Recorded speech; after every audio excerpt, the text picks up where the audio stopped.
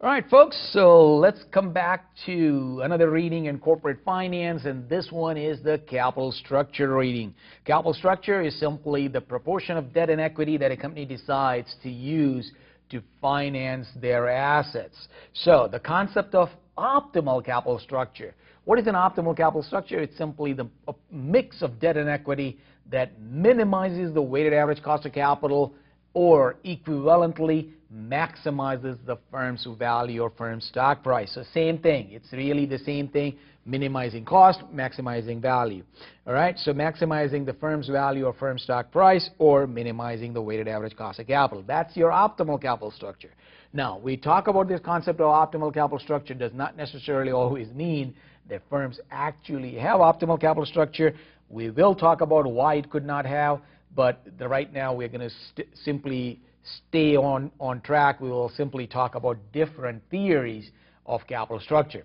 But before we get into theories, just a quick review from level 1. Weighted average cost of capital is simply the marginal cost of equity times the cost of equity, the marginal cost of equity times the weight of equity plus the marginal cost of debt after tax times the weight of debt.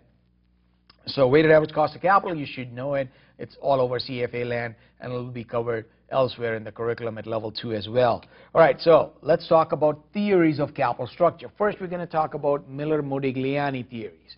All right, so Miller and Modigliani came up with what we call as proposition 1 and 2. So these two propositions are simply outputs of their theory, okay? So first proposition deals with the value of the firm. The second proposition deals with the weighted average cost of capital. Obviously, they are going to work in conjunction. They're going to tell you the same story in a different way, okay? So that's all there is to it. And then they came up with this theory under two scenarios of the world. In one scenario, there is no tax. Another scenario, there is taxation. So a world with no tax, world with taxation. All right. So that gives you kind of four related concepts.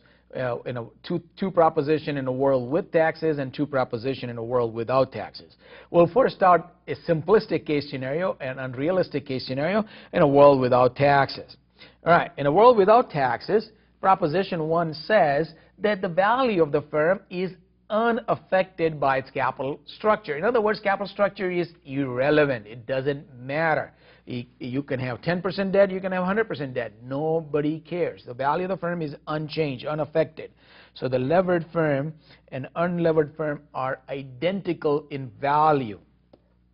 All right. So once again, remember the underlying assumption. The main assumption here is no taxation. So there is no taxes, government taxes on corporate earnings. All right. Apart from that, there is no transaction cost, no financial distress cost, and so forth. All right. Now, this Miller-Modigliani theory of a world without taxes essentially can be used. An illustration can be done, an analogy can be done to illustrate what they really mean. And the idea here is that the size of the pie is unchanged no matter how you slice it. So you give 40% to the equity investors and 60% to debt versus giving 40% to debt and 60% to equity. The size is still the same. It's just a matter of how you slice the pie. And that was their analogy. That was the pie analogy to the Miller-Modigliani theory of irrelevance of capital structure. Now, an important element in a world with no taxes is to see mathematically, to see how this maps out as far as the weighted average cost of capital is concerned. All right. One of the things to keep in mind, the cost of equity is always going to be higher than the cost of debt. Why? Well, cost of equity is higher than cost of debt because equity as a capital source is more risky than debt. So whenever a source of capital is more risky, its cost will be higher, its required rate of return will be higher. So the cost of equity is linearly increasing as we take on more and more debt. Okay? Why? As we take on more and more debt, the risk of the company goes up, and therefore the cost of equity goes up. So as the firm gets more levered, the firm becomes more risky, and therefore it will be having a higher cost of equity. So that is your cost of equity line, the red line indicating a linearly increasing cost. Now, that linearly increasing cost can be mathematically written down as R0. R0 is the cost of a firm with zero debt, all equity firm, okay? So R0 is the cost of all equity firm or zero debt, and that's where debt to equity ratio is 0. All right. We also use the term asset cost of capital. So it is really the cost of capital of the assets of the firm without any debt.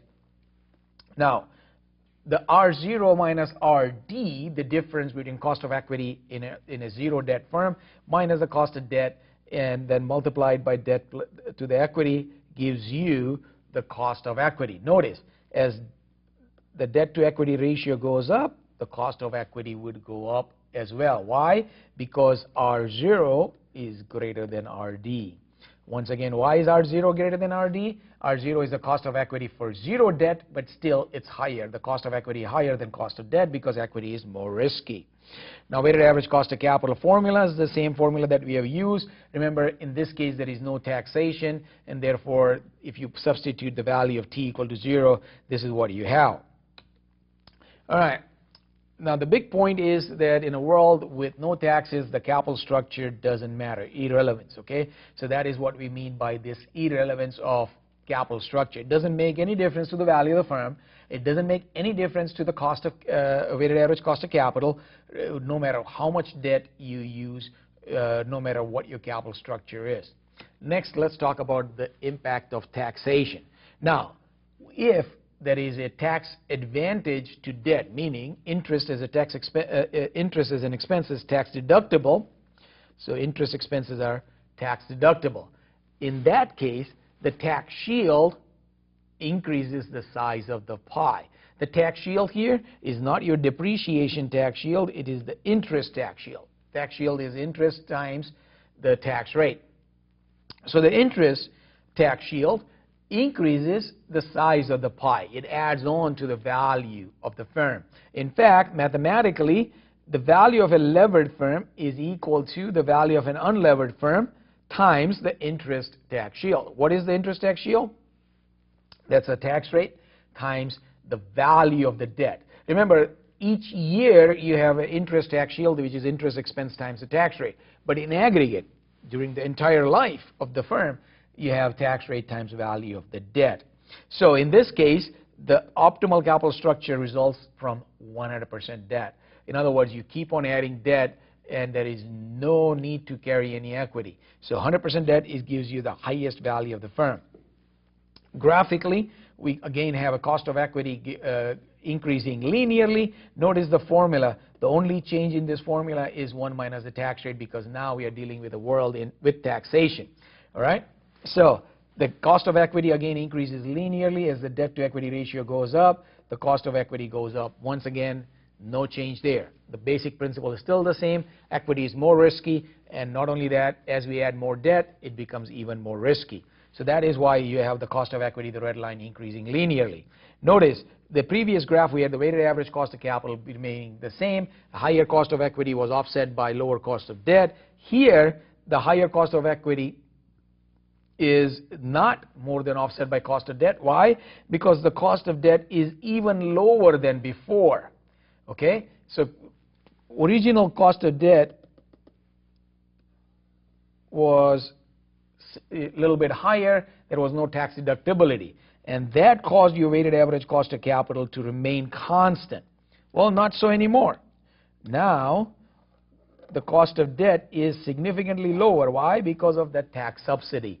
Because of the tax subsidy, we have lower cost of debt after tax, and that causes the weighted average cost of capital curve to be pulled down and keep on decreasing. In fact, it gets to its optimal level. It gets to the minimum point when you have 100% debt.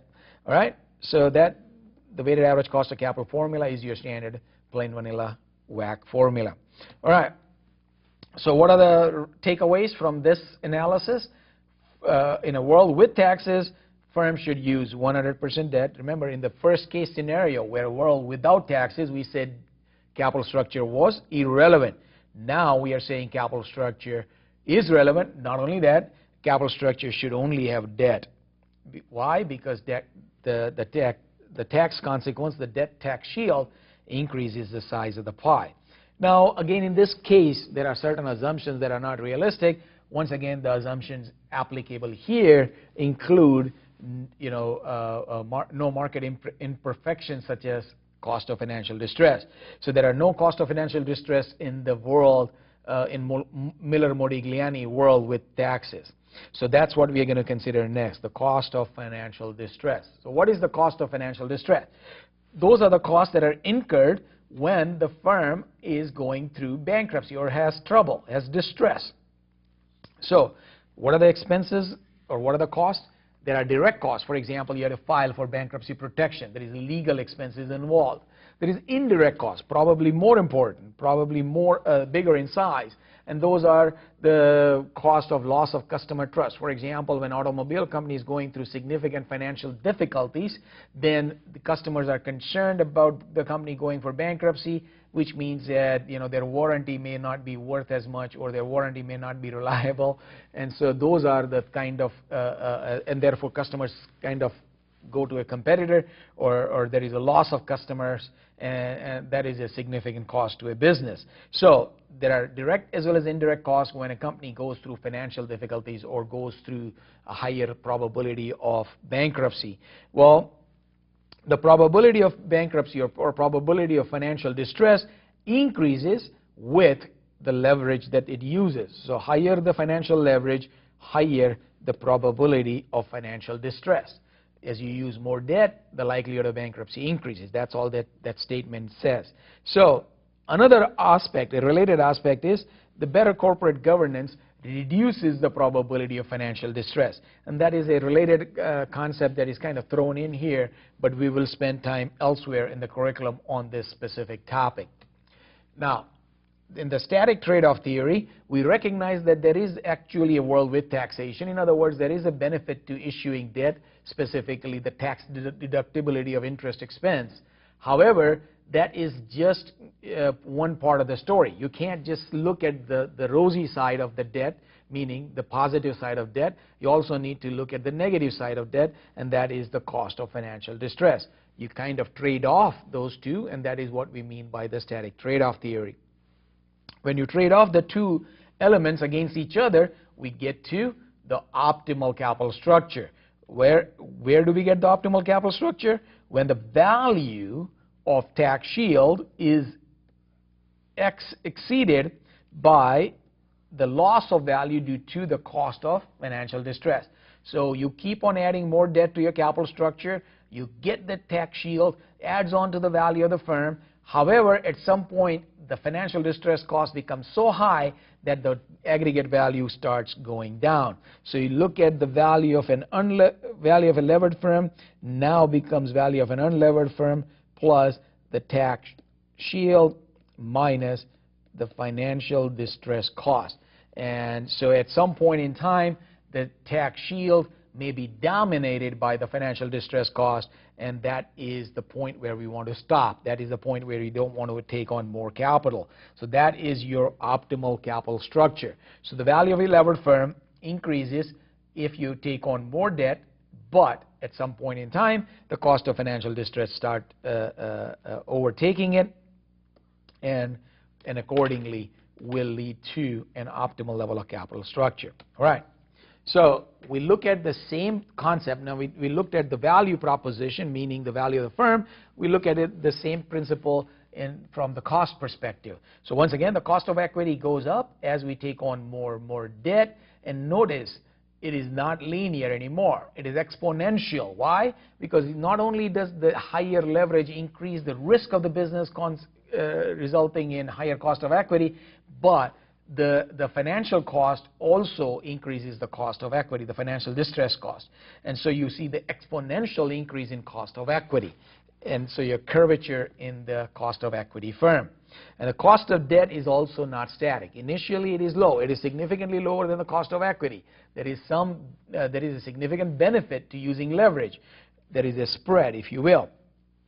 And therefore the WACC reduces initially. However, beyond the optimal capital structure, the cost of financial distress as manifested in the higher cost of equity taking off, as well as the cost of debt taking off together results in higher weighted average cost of capital. So the optimal capital structure is where the WACC is minimized or the value is maximized. And again, we have not mathematically quantified the optimal capital structure point. We are just conceptually illustrating it to you. So when do we reach the optimal capital structure? Where the cost of financial distress exactly is equal to the tax shield. And once you go beyond that, the financial distress cost will overwhelm or take over. Now, an important element in evaluating capital structure is to consider the agency cost of equity. So what is the agency cost of equity? Agency cost of equity is the cost of conflict of interest between the managers and the owners of the company. So remember, this is again discussed all over CFA land, all over the curriculum, not only at level 2 but also at levels 1 and 3. So what is agency cost of equity? The cost of separation of ownership and control that is manifested in the corporate form of business. All right? Now, the types of agency cost of equity. So if you look at the components of the total cost of agency cost of equity, there are 3 components. One is the monitoring cost. Monitoring cost is the infrastructure that you set up to ensure that the agent behaves, okay? The agent meaning the top executives behave. So you have all sorts of corporate governance mechanisms that are in place, but these mechanisms are not free. They are not, costless. There is a cost associated with those mechanisms. So that is the first component, the monitoring cost. The second component is the bonding cost. Bonding cost is simply the cost associated with having contractual agreements in place, having some contractual provisions so as to ensure that the agent acts in the best interest of the shareholders. So there are some portions of actions that can be contractually bound.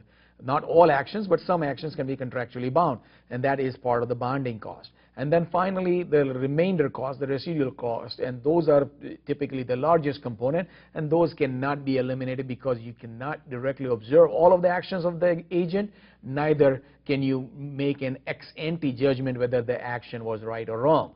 So that is why the residual losses are the large component of the total cost of agency cost of equity. So the agency cost of equity arises again from the separation of ownership and control. There are 3 components: the monitoring cost, bonding cost, and then finally the larger component, the residual losses. Now, why does agency cost of equity come into play when we're talking about capital structure?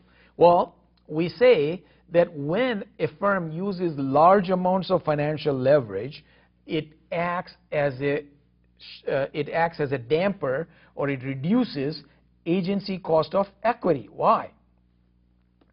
Why does financial leverage reduce the agency cost of equity? Within the agency cost of equity, again, remember, agency cost of equity is what? The incentive for agents to pursue self-interest, to do actions that are in their best interest rather than in the interest of the owners. So why does financial leverage affect or reduce agency cost of equity? Well, it forces the agent to let go of cash, and therefore they have less free cash flow to squander. Remember, debt requires contractual payments, interest and principal. So there are contractual payments that need to be made, so the agent is forced to let go of that cash. And that cash, so the agents cannot hoard that cash, and once the agents start hoarding the cash, what do? They oftentimes invest in negative NPV project, what we call as empire building or over investment prone. So agents have an interest in what we call as empire building or increasing the size of the firm, while financial leverage forces them to let go of that cash, and therefore less free cash flow for the agent to squander. So this is an important element. So firms with higher agency cost should use higher leverage. That is so it makes more sense for firms to use the higher leverage in the presence of high agency cost. Another dimension, another way to look at this issue is to look at what we call as asymmetric information. We recognize that the managers of the firm, the insiders of the firm, have better quality of information. So the information set that is available to the insiders differs from the information set that is available to the outsiders. Okay? And so there is some overlap of the information that is available to insiders and outsiders. Okay, insiders have better quality information, and the shaded portion is the inside information that is not available to the outsiders of the firm.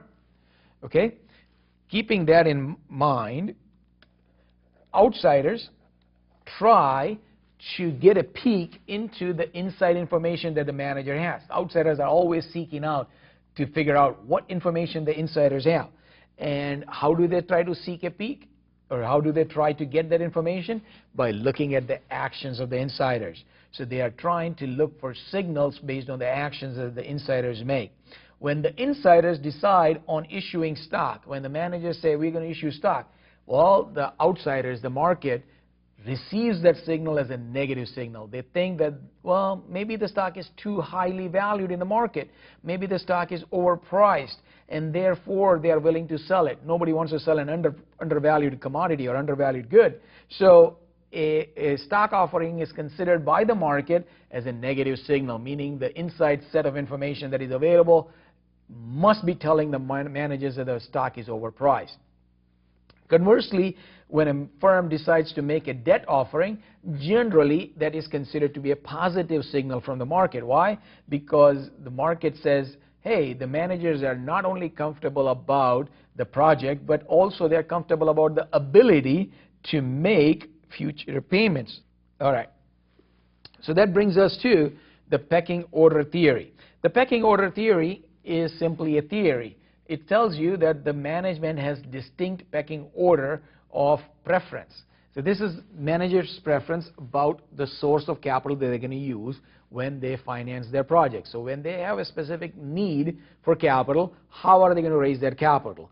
Their favored pecking order, their favored hierarchy, if you will, is first internally generated funds. So this is retained earnings, nothing new. Internally generated funds doesn't require any market approval. You don't need to do any filing with SEC. So it is very preferred by the managers. That is their first, most favored source of capital. The second source of capital is debt. Less onerous of requirements as far as information that needs to be disclosed. So and generally carries little lower signaling content when a company issues debt. And then finally, the last or least favored is newly issued equity. So managers are most averse to issuing new stock, seasoned equity. So the first preference again is internally generated funds, retained earnings. Retained earnings, remember, is nothing other than equity, but internally generated equity. And then the second one is debt, and then finally the least favored is newly issued equity. Now, we recognize that the actual capital structure may be different than the optimal capital structure. So target capital structure should be equal to optimal capital structure. Target should be equal to optimal. Why? Again, assuming that the managers act in the best interest of the shareholders, they should seek out to raise the capital in such a way that it optimizes, meaning maximizes the value of the firm. So the target level of capital structure that the manager should strive for should always be the optimal capital structure. Optimal capital structure is the capital structure which maximizes value or minimizes cost. However, even if the managers are doing everything in the interest of the shareholders, even if the target is actually equal to optimal, the capital structure may deviate from optimal. Why? Well, first is when there is specific opportunities in capital markets. So for example, right now the capital markets may provide great opportunity to issue stock. Why? Because the equity markets are booming. So when equity markets are booming, there is an incentive to capitalize on that scenario and use this highly valued equity as a source of raising capital. Conversely, when interest rates are very low, it may make more sense to issue debt, even though the capital structure calls for lower amount of debt. So even though we are already at target level of capital structure, we may still go ahead and deviate from it to simply take advantage of opportunities that are present. And then second source of deviation is simply the day-to-day market value fluctuation. So even though we may stick with our 40-60 target capital structure, the changes in market value that occur on an ongoing basis in the capital markets can result in the value fluctuating. So remember, the weights are based on market value. So the weights in a capital structure are based on market value, and as the market value fluctuates, so does the capital structure fluctuate. All right, so what is the role of debt ratings for a firm? We recognize that lower debt ratings translates into higher credit risk. And then we also recognize that the cost of capital, cost of debt, is indeed tied to the debt ratings. Higher the ratings, the lower the cost. So market prices debt based on ratings that is assigned to the debt. So an increase in debt rating will lower the cost of debt and conversely, obviously, lower the cost of capital. Now, as an analyst, when you're evaluating capital structure for a firm, there are a variety of ways to look at the capital structure. Again, we are looking at capital structure vis-a-vis an analyst that is doing valuation. So one of the things you do is to consider the changes in capital structure over time. Is the firm becoming more leveraged systematically over time? Is the firm becoming less leveraged? So that gives you one point of reference, time series analysis. So you're looking at the changes in capital structure over time. The second type of analysis is to do what we call as a cross-sectional analysis. So you look at how does the capital structure of a company compare to the competitors of the company. We are looking for apples to apples comparison, meaning we want to look at capital structure of similar companies, not completely different lines of business. We know that capital structure within industries are pretty similar. So utilities, for example, will carry large amounts of debt. Software companies generally carry less amount of debt. So there is systematic variation of capital structure within similar lines of business. So you want to compare a company's capital structure with similar or peers.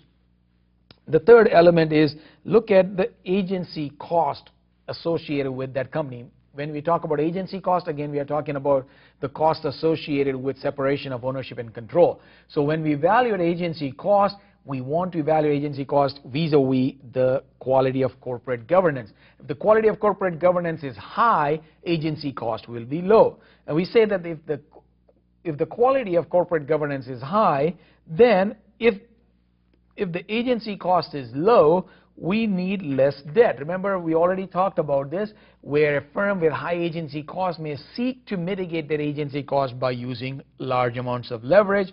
What does leverage do? It stops managers from squandering high amounts of free cash flow because the debt requires them to let go of that cash flow. So higher the quality of corporate governance, lower the agency cost, and therefore less need for debt as a instrument in mitigating this high agency cost. All right, so the last aspect of capital structure is to look at generalization of variation of capital structure globally. So we're looking at, there is systematic patterns that you observe globally about how capital structure varies based on country to country. And we have looked at specifically factors that contribute to the systematic variation of capital structure. So the first set of factors are institutional, legal, and taxation factors. Okay? Before we go into this analysis, rather than memorize this entire list, there are two slides that we're going to talk about. So rather than memorize this entire list, the best way to handle this LOS is to first understand the concept behind it. The concept here is to recognize two things. One, that equity is more risky than debt. Okay, so keep that in mind. Equity is more risky than debt. And then the second element is within debt, short-term debt is less risky than long-term debt. Okay, so look at the risk perspective. That's one dimension of our analysis. When a country has high risk averseness, meaning people don't want to take, investors don't want to take much risk, then they would seek out debt as compared to equity. Why? Because equity is more risky. So that kind of logic really helps you understand these factors. All right? Having said that, let's move on to the list so that we can understand it. The first element is the underlying legal system. If the legal system is strong, if the court system is efficient, investor rights are protected, if all of these things are in place, in that case, we say that there will be lower use of total debt. Why? Well, because equity as a source of capital will be okay to use. Investors don't mind investing in equity, even though equity is more risky. Investors don't mind taking risk. Why do investors don't mind taking risk? Because the underlying legal system is strong. Also, again, investors don't mind taking risk in terms of maturity of the debt, so they don't mind investing in long maturity. Why? Because they have faith in the legal system. So a company issues 30-year bonds or 50-year bonds, investors don't mind. They have faith, and they think that the company is going to stay within the confines of the law, and the law is effective in forcing companies to do that. The second element is information asymmetry. When we say if information asymmetry is lower, meaning risk is low, then you don't mind investing in high-risk securities. Specifically, you don't mind investing in equity. Therefore, use of total debt tends to be lower in conjunction with recognizing that equity is more risky and investors don't mind investing in risky securities. Similarly, same logic, investors don't mind investing in long maturity bonds because they don't mind taking risk. What about taxation? Now here we are specifically looking at tax treatment of debt versus tax treatment of equity. So favorable tax rates on dividends versus interest. Now this is from the perspective of the investors, this is not from the perspective of the company. So we're looking at tax treatment of equity, which is basically dividend income, versus tax treatment of debt, which is basically interest income. If the tax treatment, at least from the perspective of the investor, is preferred for dividends, then investors don't mind investing in equity, lower debt. It doesn't affect the maturity of the debt. Here we are talking about debt versus equity only, so the maturity is, we can't generalize based on the tax consequence. Conversely, if I were to write unfavorable personal tax rate on dividend, so the government has high tax rate on dividend income and low tax rate on interest, then this whole thing flips around and you would see higher use of debt and lower use of equity. All right? Now, the last element within this category is common law versus civil law. Now, what is this? Common law countries such as, for example, US, UK, are the firms that have more, that have the legal system that is more protective of the shareholders. Versus civil law countries is looking at welfare of all stakeholders, not just shareholders. So very distinct philosophical difference between common law countries and civil law countries. So common law countries don't mind taking equity investments, don't mind investing in equity. Why? Because they are willing to take more risk. There is more protection built into the legal system for investors. And similarly, they don't mind investing in longer maturity.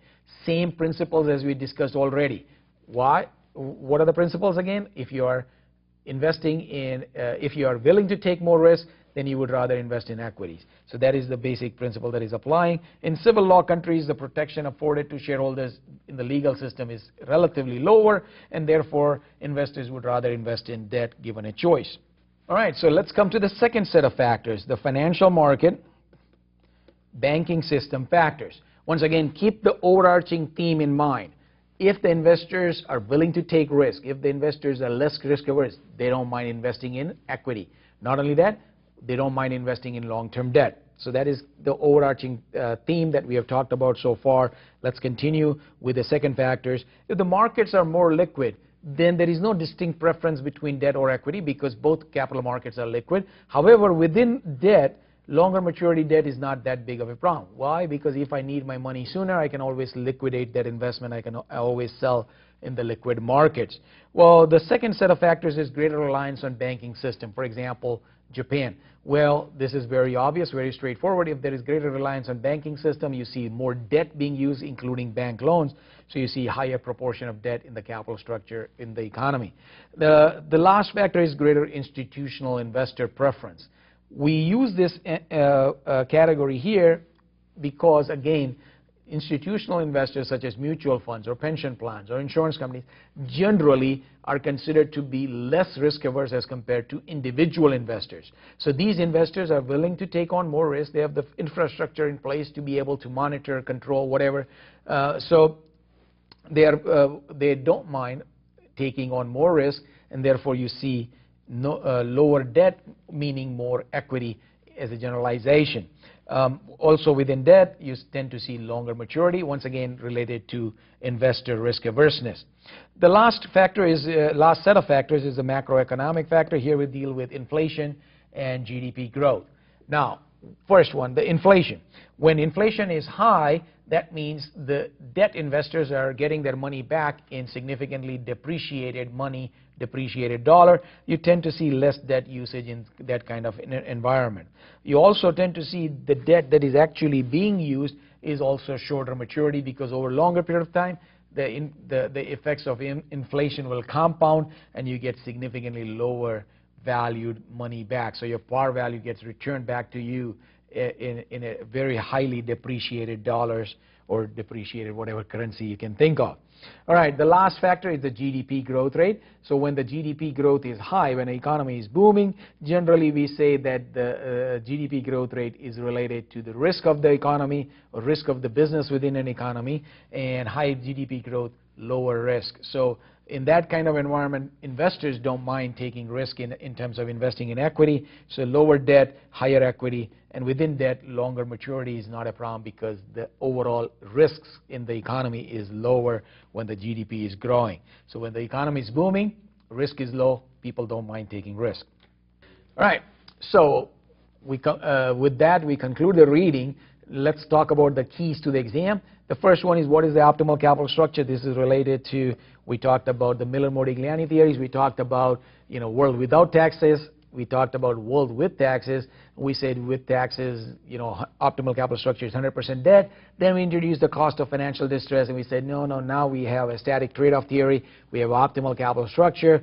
And then we talked about the agency cost of equity, how debt mitigates that agency cost of equity. So a lot of interrelated topics. One of the important things here is to memorize the formulas from your Miller-Modigliani theory. Remember, the cost of equity increases linearly with leverage, with the debt to equity ratio. So that formula especially, make sure you're able to memorize and replicate on the exam.